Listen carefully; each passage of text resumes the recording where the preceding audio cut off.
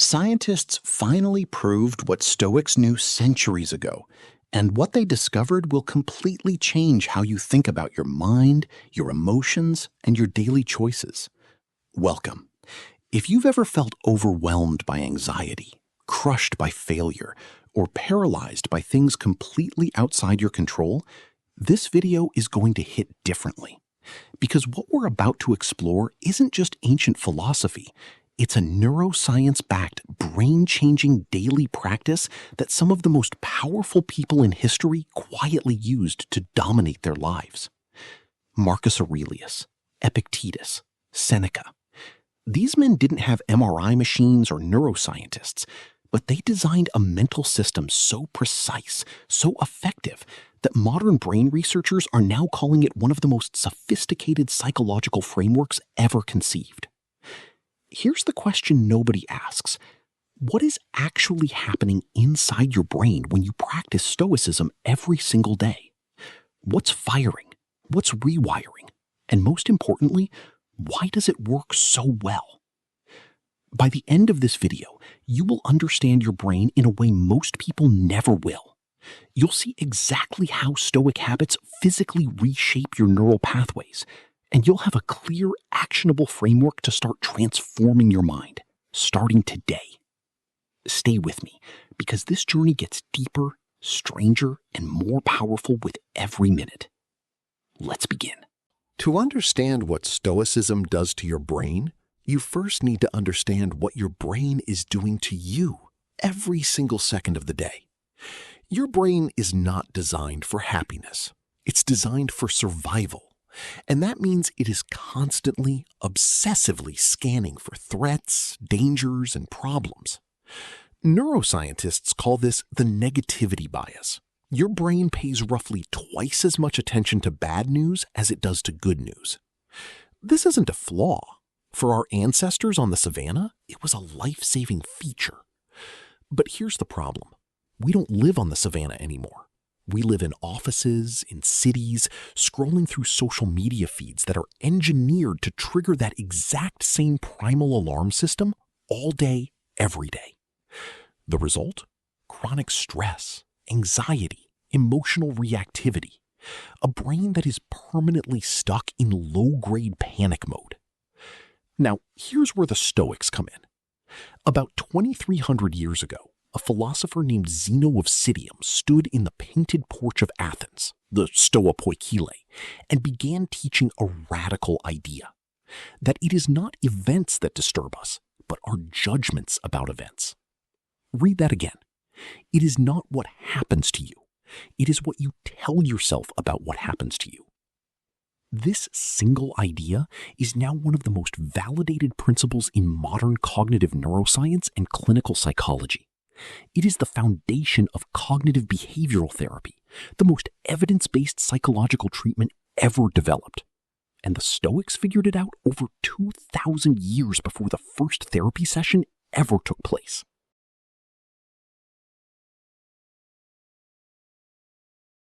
Let's get specific. Let's talk about what's happening in your brain when you react emotionally, and how Stoic practice physically interrupts that process. Deep inside your brain sits a small, almond-shaped structure called the amygdala. Think of it as your brain's smoke detector. Its one job is to identify threats and trigger an immediate emotional response. When something threatens you, or even seems to threaten you, the amygdala fires before your rational brain has even had a chance to process what's happening. This is called the amygdala hijack. Your heart rate spikes. Your cortisol surges, your palms sweat, and your prefrontal cortex, the part responsible for logical thinking, perspective, and wise decision-making, essentially goes offline.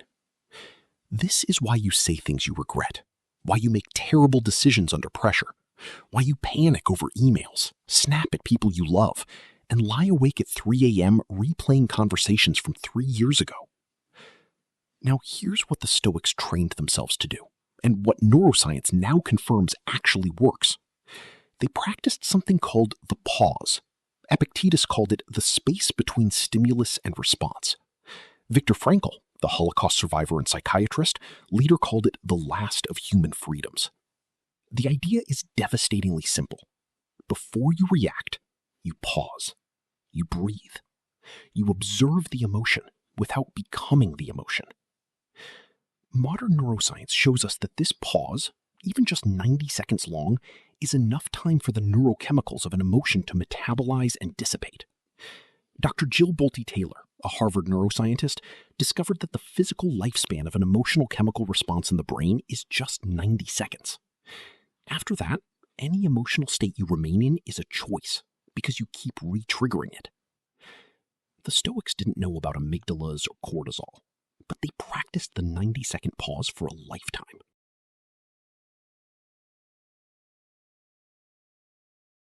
Here is perhaps the most extraordinary thing modern science has confirmed about Stoic practice, and it will fundamentally change how you see yourself. Your brain is not fixed. It is not hardwired.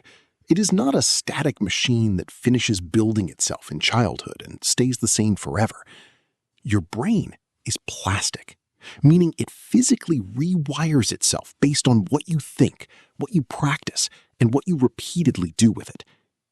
This discovery, called Neuroplasticity, earned researcher Michael Merzenich a Kavli Prize and completely revolutionized our understanding of the human mind. Every time you practice a thought pattern, a neural pathway strengthens. Every time you abandon a thought pattern, that pathway weakens and eventually prunes away. Your brain literally becomes what you repeatedly do with it. Now, think about what this means for Stoicism. When you practice the Stoic morning meditation, reviewing your day ahead, mentally preparing for challenges, visualizing obstacles calmly, you are building and strengthening the neural circuits of rational perspective, emotional regulation, and proactive resilience. You are physically growing a calmer, stronger brain. When you practice negative visualization, the Stoic technique of imagining the loss of what you love, you are activating gratitude circuits and inoculating your brain against the neurological shock of loss. Brain imaging studies show that gratitude practice activates the medial prefrontal cortex and reduces activity in the fear-based amygdala. When you practice the Stoic evening review, calmly examining your day's choices with self-compassion and accountability, you are strengthening the prefrontal cortex's oversight of emotional reactions. You are literally building judgment. Every single day of Stoic practice is a workout for your brain.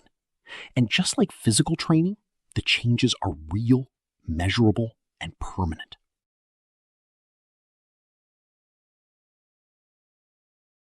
Of all the Stoic principles, none is more neurologically powerful when you truly internalize it. Epictetus, a former slave who became one of the greatest philosophers of all time, opened his entire life's work, the Enchiridion, with these words: "Some things are in our control and others are not." That's it. That's the whole teaching, compressed into 9 words. But the psychological implications are staggering.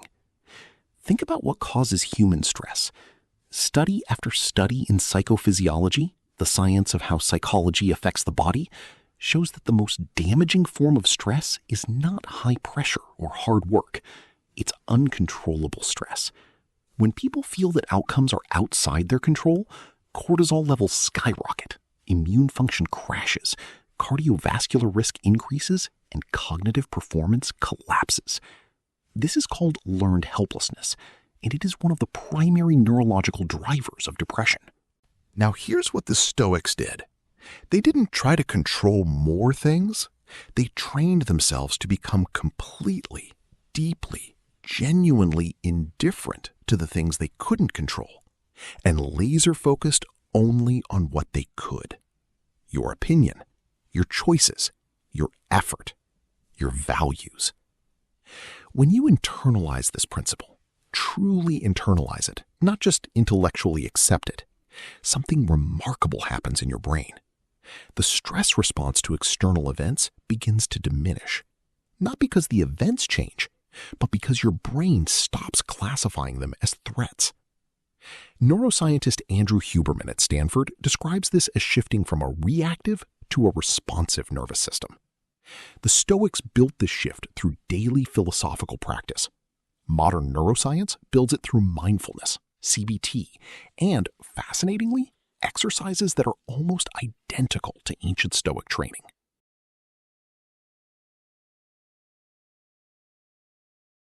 There's a network in your brain that activates every time you are not focused on the present moment. Scientists call it the default mode network, the DMN, and it is one of the leading neurological causes of human suffering. When you're not actively engaged in a task, the DMN kicks in, and it almost always takes you to one of two places: rumination about the past or anxiety about the future. Studies from Harvard show that the human mind is wandering and not present roughly 47% of the time, and that this mind wandering correlates directly with unhappiness, regardless of what the person is actually doing. The Stoics understood this problem with astonishing precision, 2,000 years before neuroscientists identified the default mode network. Marcus Aurelius, in his private journals, the Meditations, repeatedly reminded himself to return to the present moment. "Confine yourself to the present," he wrote. "You have power over your mind, not outside events. Realize this and you will find strength." Stoic mindfulness practice, particularly prosoche, the discipline of present moment attention, directly quiets the default mode network. Brain imaging studies show that regular mindfulness meditation reduces DMN activity and strengthens the connection between the prefrontal cortex and the insula, the brain region associated with present moment awareness and interoception. What this means practically: when you practice Stoic attention daily, you spend less time lost in anxious futures and regretful pasts. Your brain becomes more anchored to the only moment that actually exists, this one. And in that anchoring, something that can only be called peace begins to grow.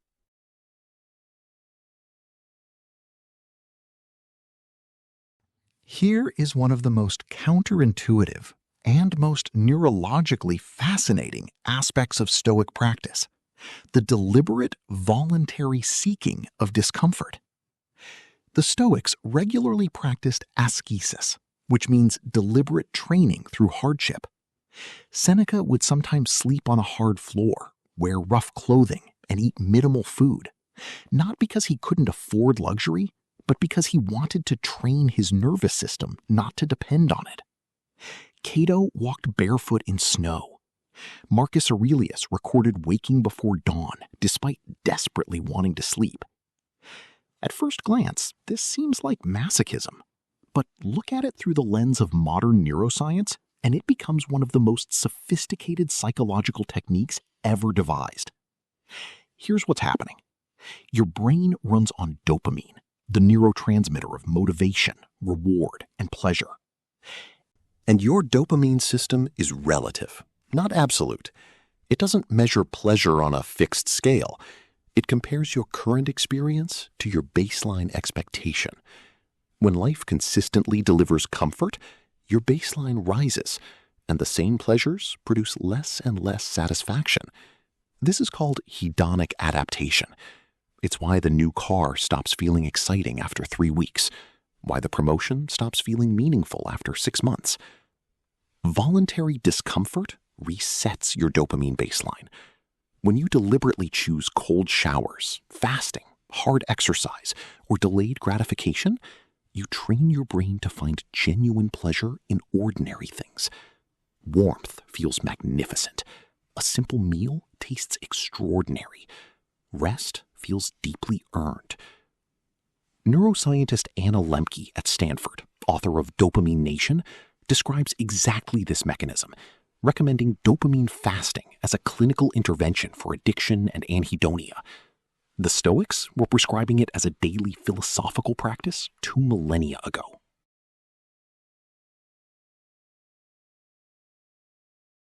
There's a Stoic practice so powerful, so neurologically disruptive, that most people resist it the first time they hear it. It's called premeditatio malorum, the premeditation of evils, or in modern terms, negative visualization.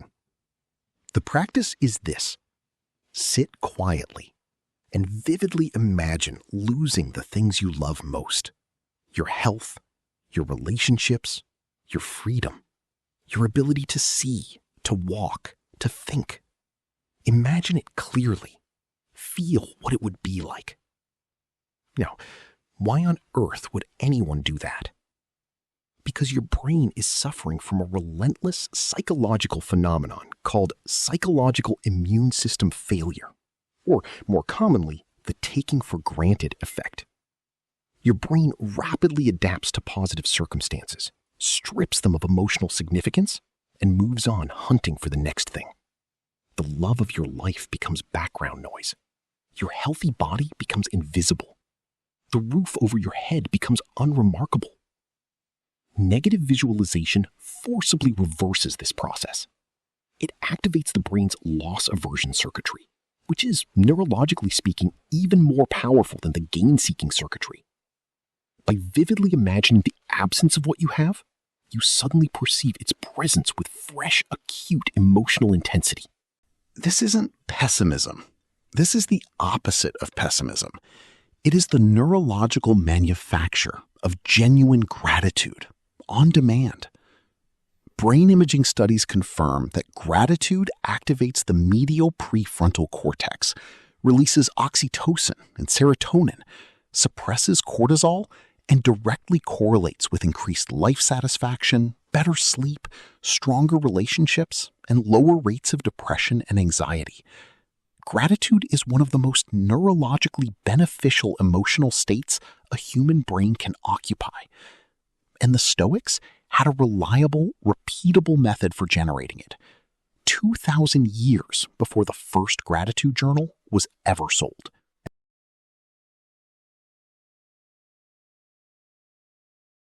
Everything we've discussed so far, the amygdala regulation, the neuroplasticity, the dopamine reset, the gratitude circuits, all of this compounds into something even larger, something that operates at the deepest level of human psychology.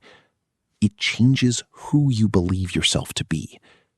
Psychologists call this identity-based behavior change, and research by James Clear, B.J. Fogg, and others consistently shows that the most durable behavioral change doesn't come from willpower or motivation. It comes from identity shift. When you genuinely believe you are a certain type of person, your behavior aligns to that identity almost automatically, because behaving inconsistently with your self-concept creates cognitive dissonance, which the brain finds deeply uncomfortable. The Stoics understood this intuitively. They didn't practice Stoicism to feel better or achieve goals. They practiced it to become a certain kind of person, a person of virtue, a person of reason, a person whose inner state was independent of outer circumstances. Marcus Aurelius didn't journal to track his productivity. He journaled to repeatedly reinforce the identity he was building, to remind himself every single morning of the kind of emperor, philosopher, and human being he intended to be. When you practice Stoicism daily, you are not just changing habits. You are performing a continuous act of identity construction. You are telling your brain, through repeated behavior, what kind of person you are. And over time, through the mechanisms of neuroplasticity, habit formation, and identity reinforcement, your brain believes you. The person who was once hijacked by anxiety becomes someone who meets difficulty with clarity. The person who once crumbled under failure becomes someone who sees it as data. The person who was once enslaved by approval becomes someone who is sovereign over their own inner life. This is not metaphor. This is neuroscience. This is the brain physically becoming what you repeatedly practice being.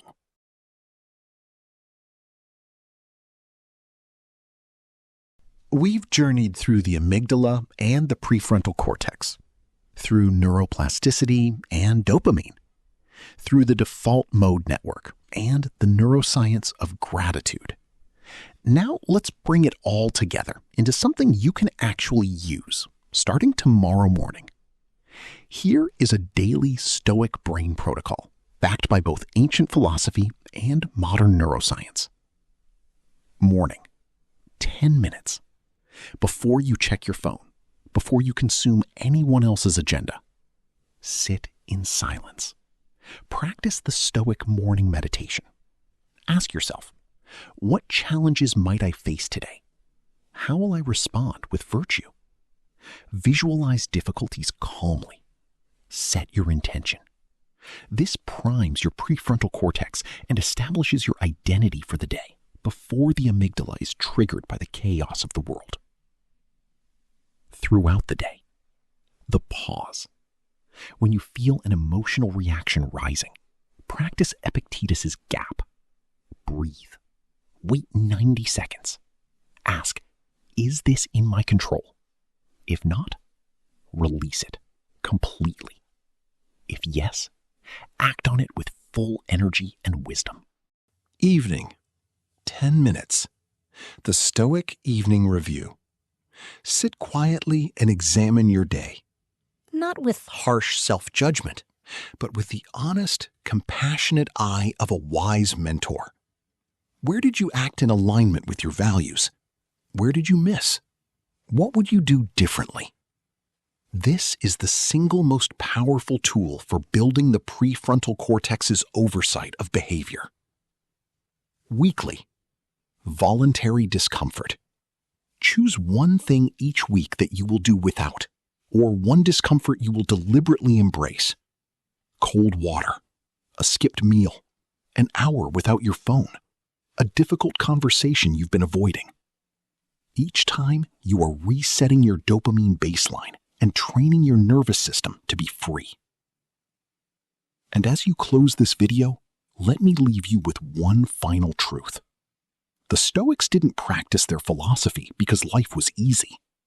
Marcus Aurelius led Rome through plagues, wars, and betrayals. Epictetus was a slave.